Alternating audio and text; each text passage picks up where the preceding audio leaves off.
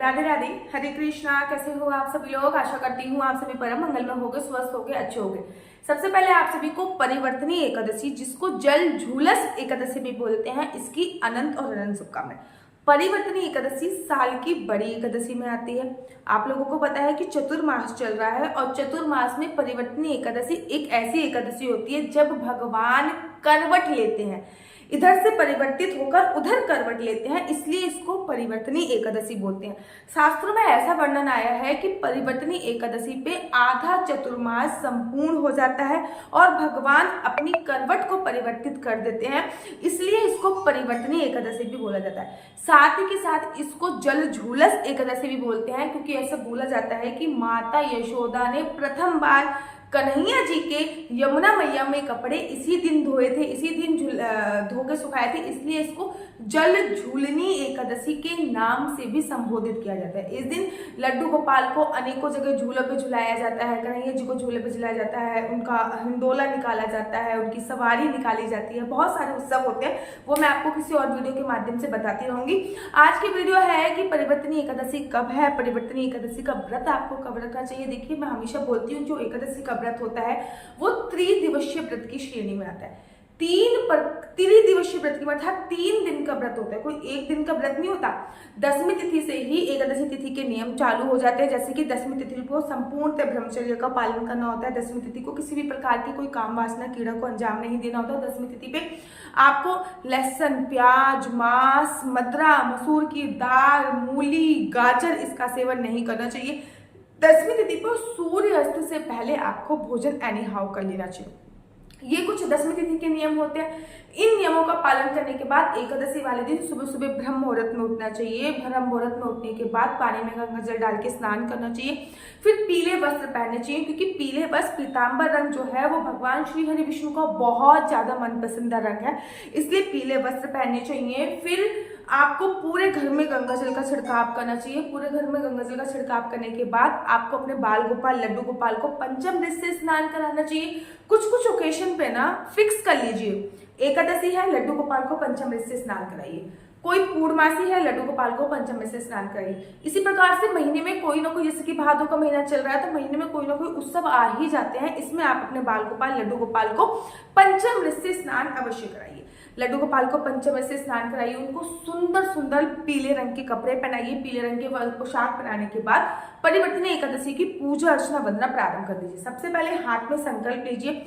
वैसे तो संकल्प चावल से लिया जाता है, लेकिन एकादशी पे चावल निषेध होता है, इसलिए आप परिवर्तनी एकादशी पे जो संकल्प लोगे फूल से ले सकते हो, 1 या 2 के सिक्के से ले सकते हो, सुपारी से ले सकते हो।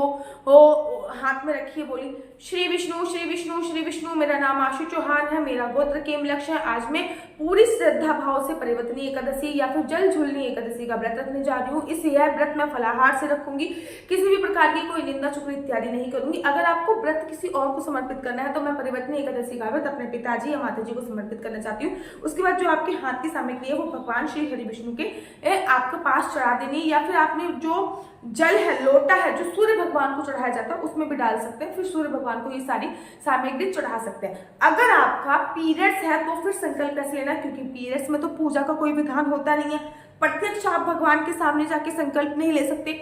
लेकिन पीरियड्स में एकादशी का व्रत रखने का विधान है, तो आप अपने किचन एरिया में जाइए। किचन एरिया में जाके आप अपने हाथ में थोड़ा सा जल लीजिए, किचन में जाके जल लीजिए। श्री विष्णु मेरा नाम ये है, मेरा गोत्र ये है।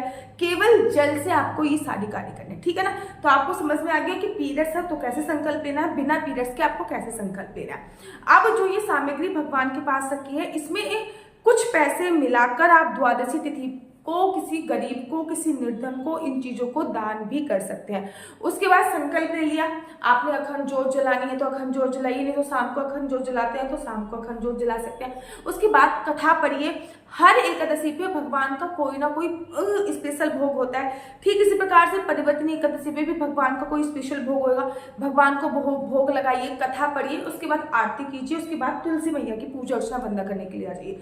तुलसी मैया के पास आइए। तुलसी मैया को सबसे पहले तुलसी मैया को आप तिलक समर्पित कीजिए। उसके बाद तुलसी मैया पे दीप प्रज्वलित कीजिए। तुलसी मैया की परिक्रमा कीजिए, कम से कम 4 परिक्रमा कीजिए, ज्यादा से ज्यादा आपकी श्रद्धा है, आप जितनी भी परिक्रमा कर सकते हैं। फिर एक आसन बिछाइए और आप मंत्रों का जाप प्रारंभ कर दीजिए।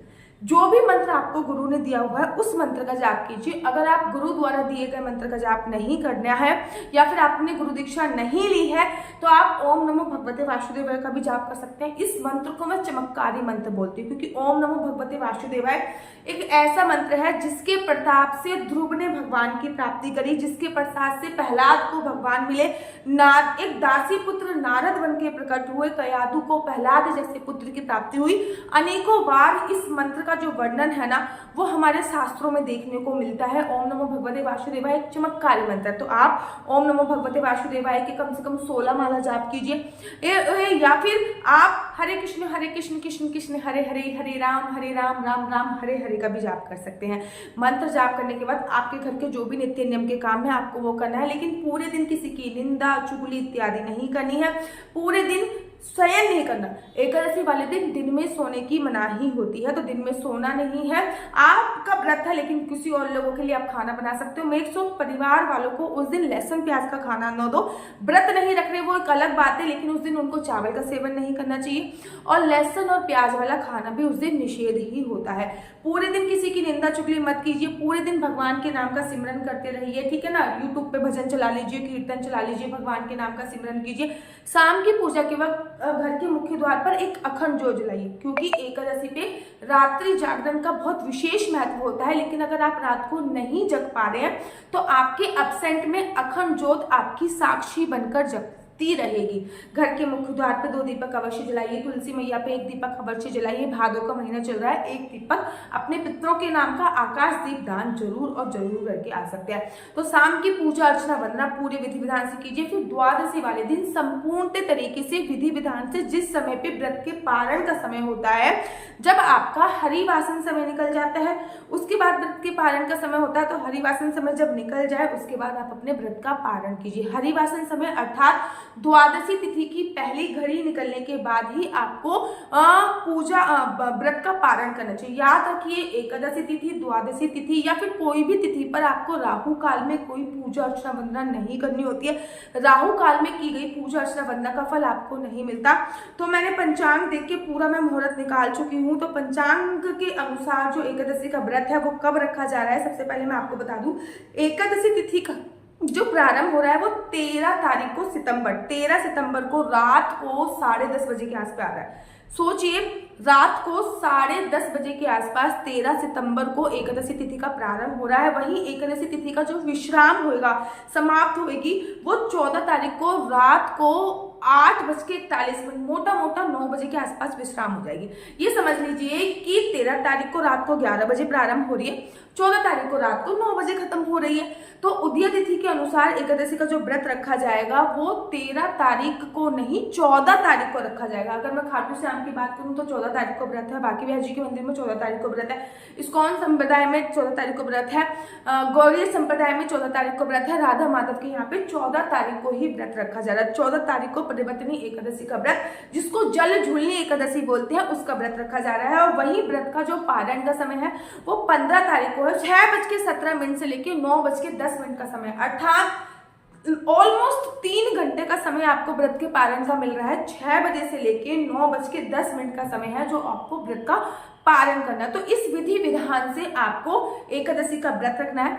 आप अपनी कुंडली मुझसे दिखवा सकते हो। मेरा नंबर है 492202565। आपके बच्चे का फ्यूचर क्या होने वाला है, आपका बच्चा कौन सी साइड ले, किस फील्ड में उसको जाना चाहिए, जॉब करनी चाहिए या बिजनेस करनी चाहिए, बिजनेस करनी तो किस चीज का बिजनेस करना है, उसकी शादी नहीं हो रही, शादी का योग कब तक है, संतान प्राप्ति का योग कब तक है, शादी नहीं हो रही तो क्या उपाय करना चाहिए, आपकी शादी में कोई प्रॉब्लम चल रही है तो आपको क्या उपाय करना चाहिए, आपकी शादीशुदा जिंदगी खराब चल रही है तो क्या उपाय करना चाहिए, आपके अपने बॉयफ्रेंड से शादी हो पाएगी या नहीं हो पाएगी, गर्लफ्रेंड से शादी हो पाएगी या नहीं, तो उसका नेचर क्या है, आपकी कुंडली में कोई दोस्त तो नहीं है, आपका कौन सा ग्रह अच्छा काम कर रहा है, आपका कौन सा ग्रह नीच भाव में काम कर रहा है, या फिर आपको खुद को किस फील्ड में करियर बनाना चाहिए, इसके लिए आपको अपनी कुंडली मुझसे जरूर दिखवानी चाहिए।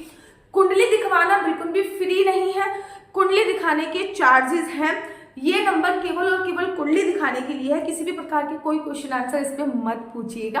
आशा करती हूँ आपको मेरी वीडियो अच्छी लगती होगी। अगर आपको मेरी वीडियो अच्छी लगती है तो आप अपना यूट्यूब चैनल हरि बोल को लाइक शेयर सब्सक्राइब करना बिल्कुल भी मत भूलिए। तब तक के लिए मुझे दीजिए इजाजत। राधे राधे, हरे कृष्णा, हरे।